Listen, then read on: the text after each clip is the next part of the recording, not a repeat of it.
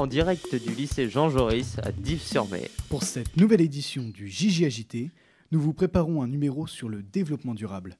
Notre équipe de reporters est composée de Chad, Elodie, Pierrick, Aboubacar, Maxence, Hugo, Jessie et Mathis. Nous sommes tous sans exception concernés par le devenir de notre planète. Nous en avons besoin pour vivre et nous devons la protéger. Notre manière de vivre doit être plus solidaire, plus soucieuse des autres et de la planète. En sommes-nous capables? Grâce à ce numéro, nous espérons vous éclairer sur le développement durable. J'espère que vous prendrez plaisir à l'écouter. La version radio et vidéo du JJAJT. Qu'est-ce que le développement durable? Le développement durable atténue les effets du changement climatique, permet d'agir pour un monde socialement plus juste et d'encourager des modes de production et de consommation durables. Environnement, société et économie. En agissant sur ces trois piliers, nous assurons la durabilité de notre société pour les années à venir. Les Nations Unies ont mis en place pour l'agenda 2030 quelques objectifs. Tels que pas de pauvreté, faim zéro et eau potable et assainissement. Réduire les inégalités, établir des modes de consommation de production durable, conserver et exploiter la vie aquatique et préserver et restaurer la vie terrestre. Tout le monde, État, entreprise, petite ou grande, association, collectivité locale, lycée, citoyen. Tout le monde peut agir. Le développement durable au lycée, les actions à mettre en place. Dans votre lycée, vous pouvez vous rendre utile de différentes manières. Voici quelques exemples à suivre et des idées pour que vous puissiez agir au niveau de votre établissement. Éteindre systématiquement les lumières en quittant votre salle de cours. Ouvrez les volets pour économiser l'énergie de l'éclairage. Éteindre votre ordinateur sans oublier l'écran. Ne pas jeter votre chewing-gum par terre, ni le coller au-dessous des chaises et tables. Ne pas gaspiller la nourriture au self. Utilisez de façon réfléchie et limiter du papier de préférence recyclé. Utiliser des stylos rechargeables et des fournitures scolaires écologiques. Réutilisez le papier des copies ratées comme brouillon. Ne pas gaspiller trop de papier pour s'essuyer les mains dans les sanitaires. Comment mettre en place le tri sélectif de déchets dans tous les bâtiments de votre lycée? Le verre va dans la poubelle verte. Il ne doit pas y avoir de bouchon ou couvercle sur les objets que vous jetez. La poubelle jaune accepte le plastique, le papier, le carton et les objets métalliques. La poubelle noire est la poubelle classique. Elle sert à collecter les déchets qui ne conviennent pas aux autres compartiments. Merci Hugo et Jessie pour votre merveilleux article sur comment faire le tri sélectif au lycée. De rien. Chips. Moteur. Action. Ciné. Jeudi 15 septembre 2022. Tous les élèves du lycée Jean Jaurès, accompagnés de leurs professeurs, sont partis voir un film au cinéma Le Drakkar. Il s'agit de Bigger Than Us.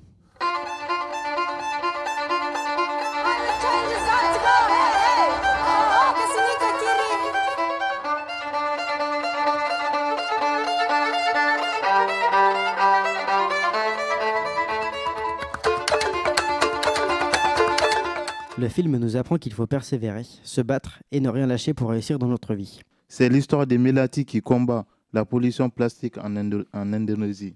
Comme elle, une génération s'élève pour réparer le monde. Partout, adolescents et jeunes adultes luttent pour les droits humains. Le climat, la liberté d'expression, la justice sociale, l'accès à l'éducation ou à l'alimentation.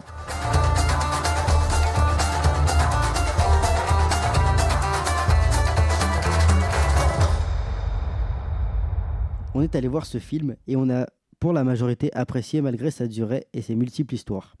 Ce film est émouvant, il nous a touchés et nous a fait prendre conscience des problèmes de la planète.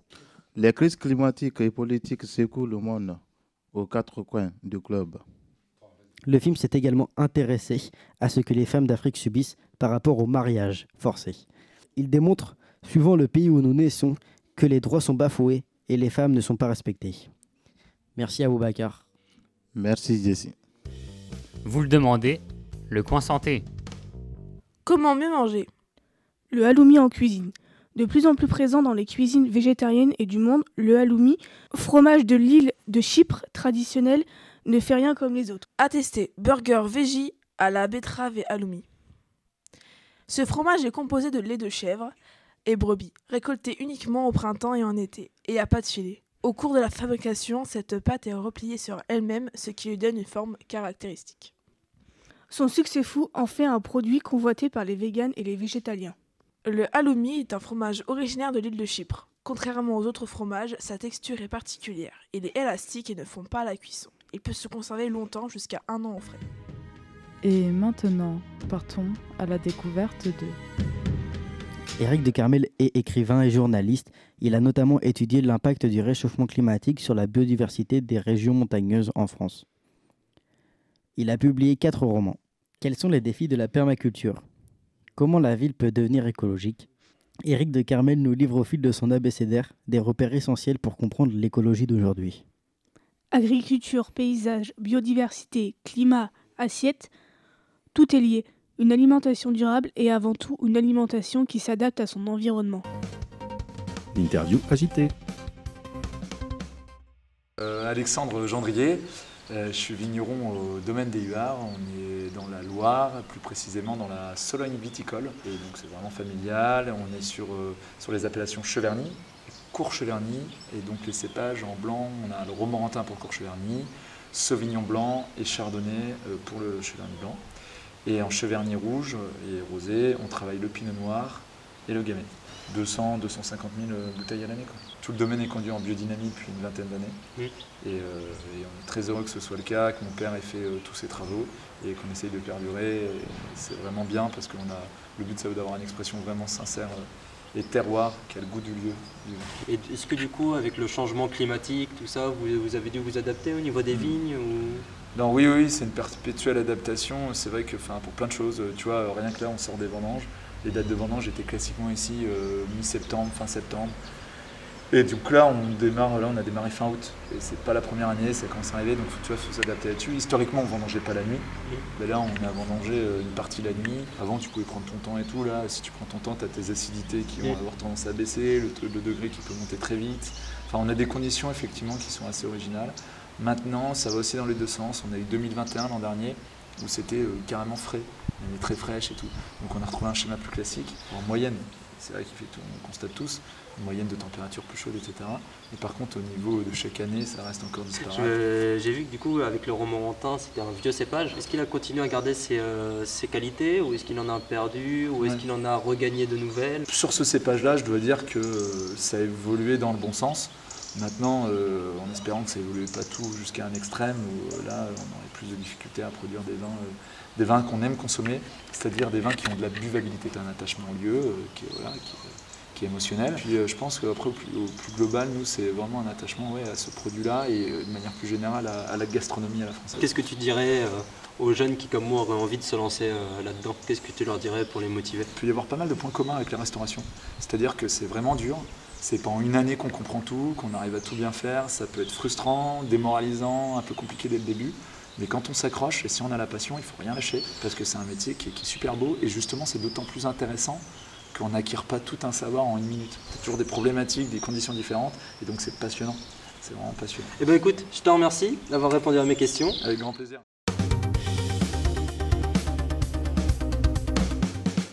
Bonjour à toutes et à tous. Aujourd'hui, nous allons vous présenter la rubrique Star avec Joyka. Regarde ce gars. T'as envie de lui dire quoi? Excuse-moi, tête de mort, ta tête, t'es un caca, voilà.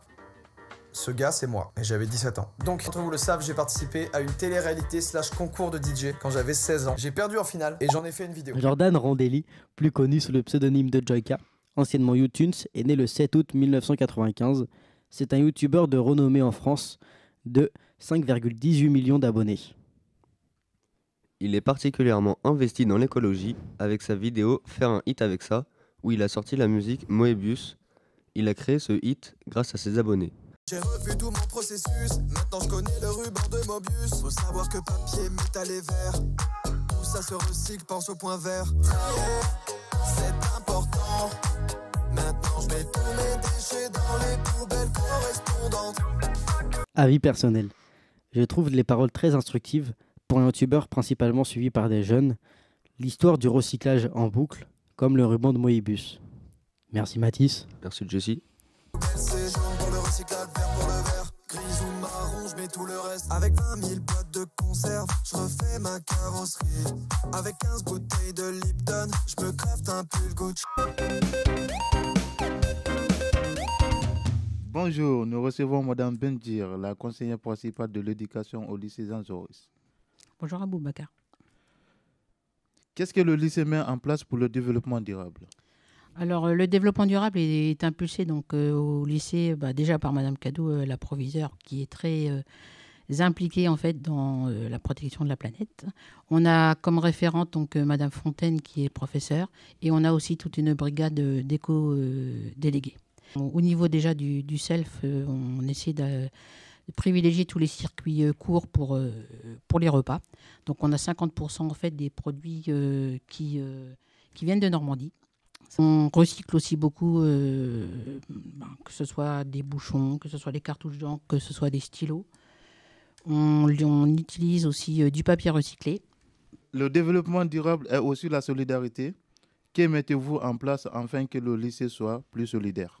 Alors, on a tenté l'année dernière donc une opération solidaire, mais on a voulu créer un Vinted Joris pour que en fait les élèves puissent apporter donc des habits dont ils ne se servaient pas pour les échanger avec d'autres, mais ça n'a pas du tout fonctionné. Donc les vêtements que l'on oubliait, que l'on retrouve un petit peu partout, au bout d'un an, en fait, s'ils ne sont pas récupérés, on les donne à la Croix-Rouge. Et concernant l'égalité entre hommes et femmes? Alors, en général, on organise courant mars, en fait, toute une semaine donc, sur les discriminations, et on insiste 2 jours à peu près sur l'égalité filles-garçons. Donc, on a l'an dernier, on a renommé en fait toutes les salles de classe de Jean Jaurès avec des noms de femmes importantes.